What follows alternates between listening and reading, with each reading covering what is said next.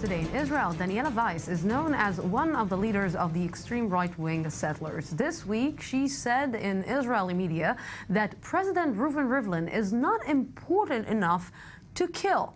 A statement in response to the president's condemnation of the arson attack, which left a toddler and his father dead in the village of Duma. She also said that there should be a difference in punishment laws between Jewish and Arab terrorists.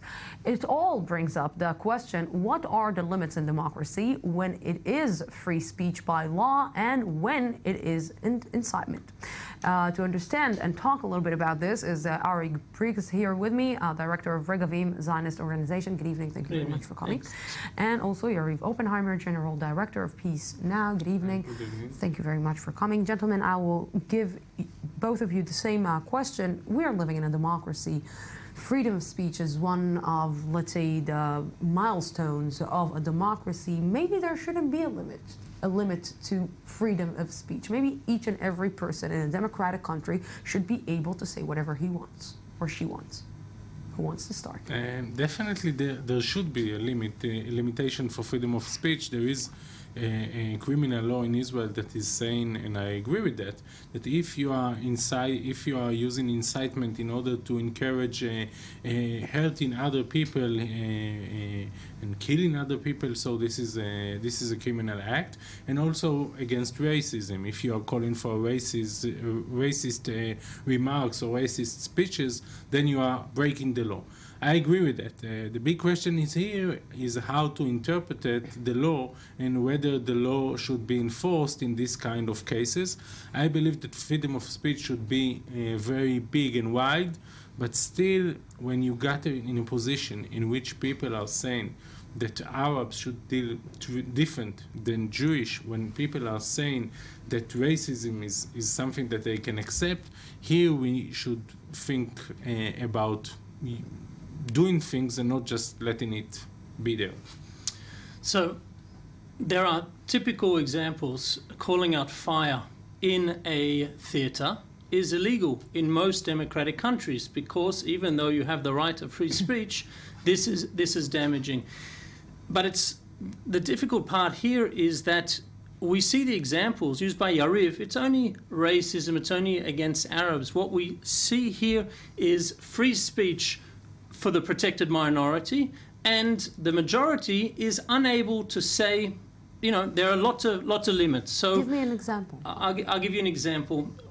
Incitement against a whole class of people, like what we saw recently after the terrible and horrific firebombing of a home and the death of a baby and his father. The incitement against a whole group of people without an outcry against that incitement. First of all, we are a land of rules, laws, as Yariv said, and we have a court system that either finds people guilty or not guilty. However, a large chunk of this country found a large segment, the religious Zionist segment, guilty of this crime.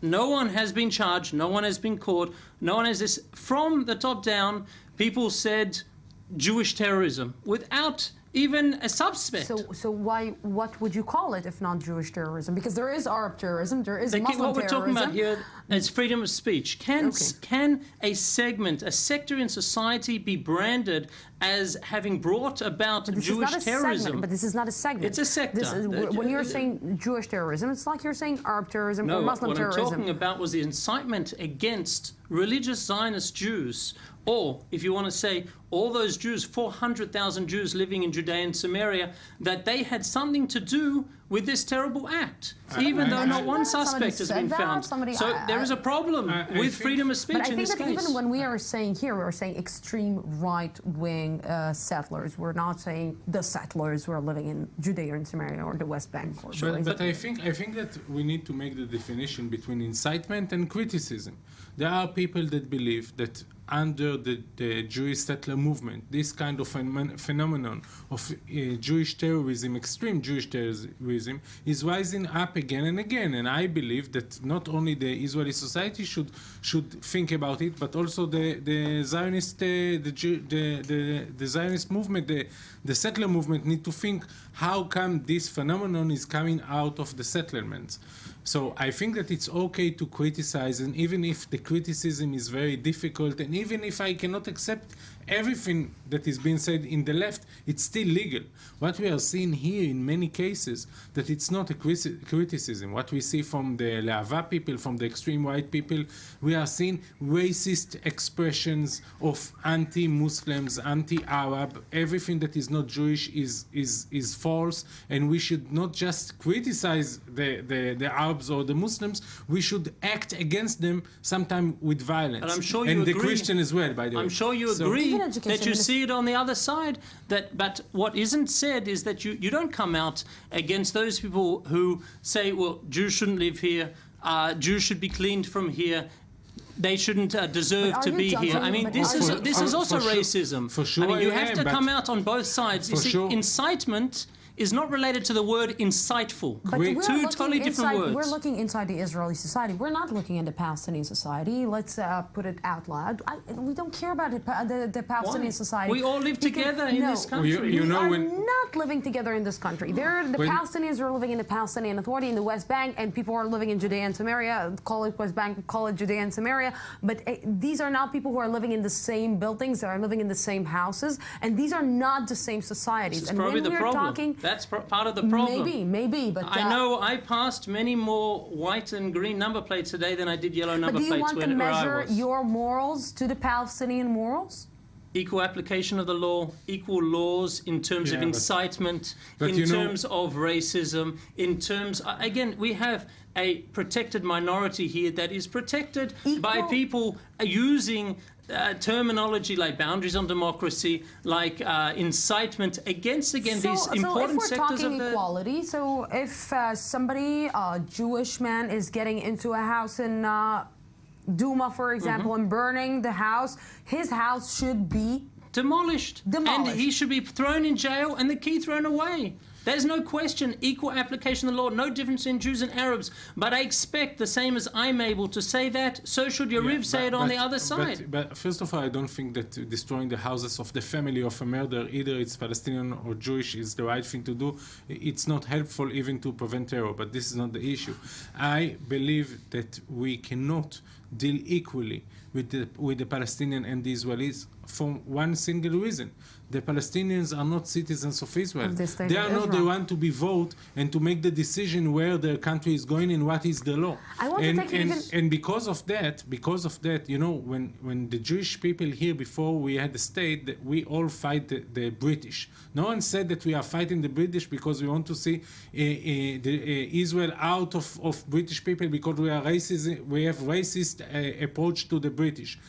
People understood that we are fighting in order to get our rights. How the Jews fought the British than how the Palestinian terrorism fights the Jews. The Palestinian, I'm not justifying anything, but I think that there are some similarities. And when the Palestinians are fighting in order to have independence, so they are not doing it because they are racist against Israelis. They are doing it because they want their own when they had their area occupied by Jordan, I didn't see them fighting Jordan. Today we are occupying but I didn't see them fighting Jordan. So this is all part of the bigger Arab-Israeli conflict. I want to take it to another level, because let's take it to the media, for example, though. Because we are talking about incitement, we are talking about extreme people, and I'm wondering, because we are in the media also sometimes are playing this game, and I want to ask you, do you think that maybe in the media we should give the stage to people like Daniel Weiss, like Bentzi Gottstein from Le'ava, like people from the extreme right to come here to the studio and express their mind and to say what they have to say, because this is a democratic country?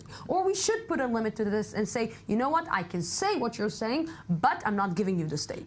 It's a big question, but I have to say that I'm not so sure it's so relevant anymore today because of the social media, because of the new ways of people to reach out for their people, and people can express their view not in the just mass media, but I think that it's important to show them and even to give them the stage in order to be able to confront what we are standing in front. I think it's better that people can say what they believe and be damned for it.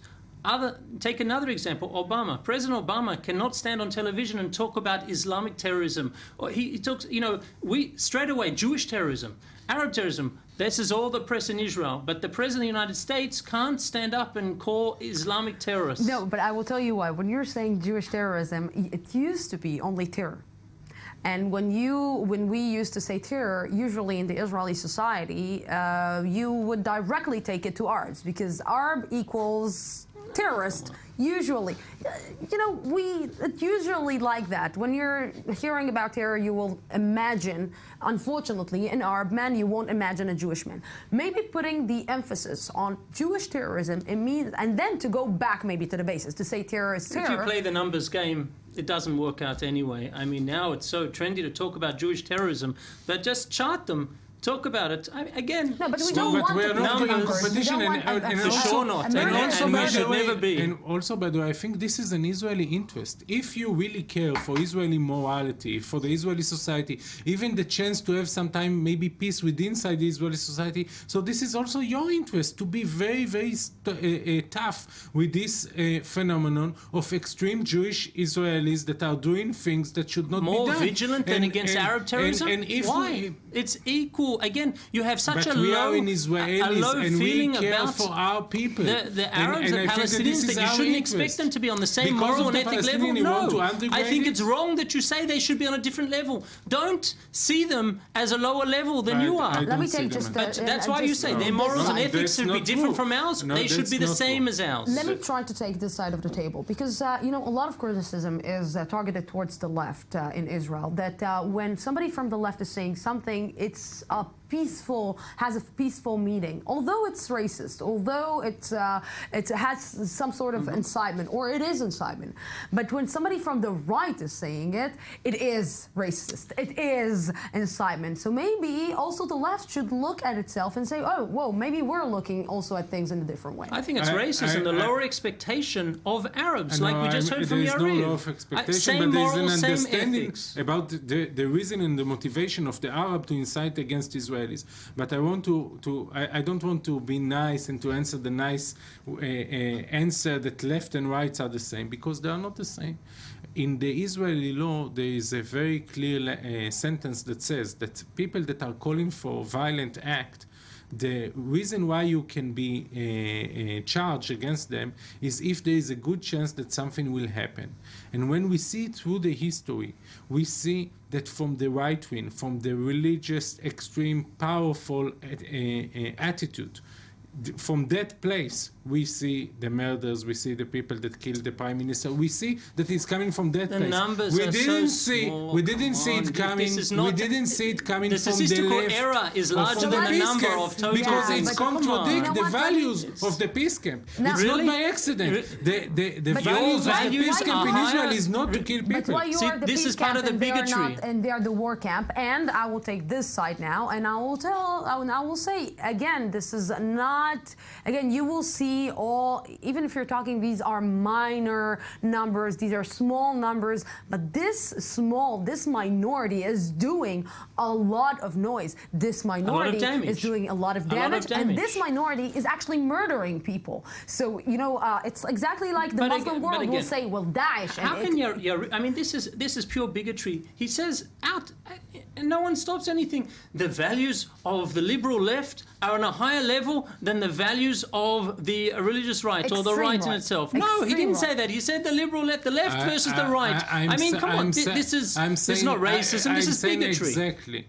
That the values of the peace camp is not to kill and hurt innocent civilians, and this is the reason why even when there are right-wing the policies prime minister, of the left leads to thousands of deaths. You're talking about two terrible things that happen, but the values of the left lead to thousands and thousands and thousands of deaths. So don't talk to me about values. You can't take a micro example. You have to take the macro example. And the Palestinian terrorists in the same not at place. all. It's the policies of the peace camp that lead to thousands. I'm saying that the occupation Oslo, is how many people died in the Oslo wars? The people died before Oslo as well, and without Oslo, I think we will be still in another intifada. So, this is about the policies. But if you talk talk about the values and the outcome.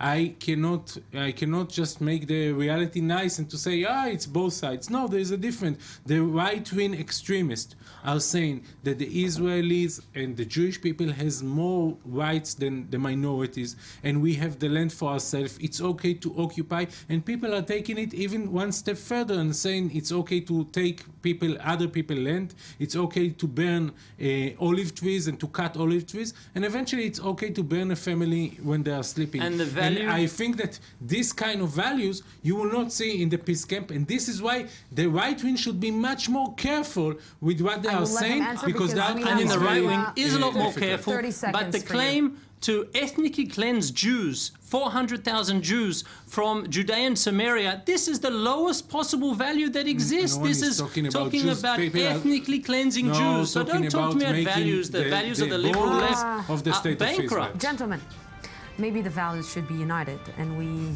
both, all of us, should be worried about stop the incitement in the Israeli society against each other. Thank you very, very much for coming to the studio. That's it for tonight. Tomorrow we will be here at the same time, same place from the Jeff Report Israel. Have peace. Have a great night.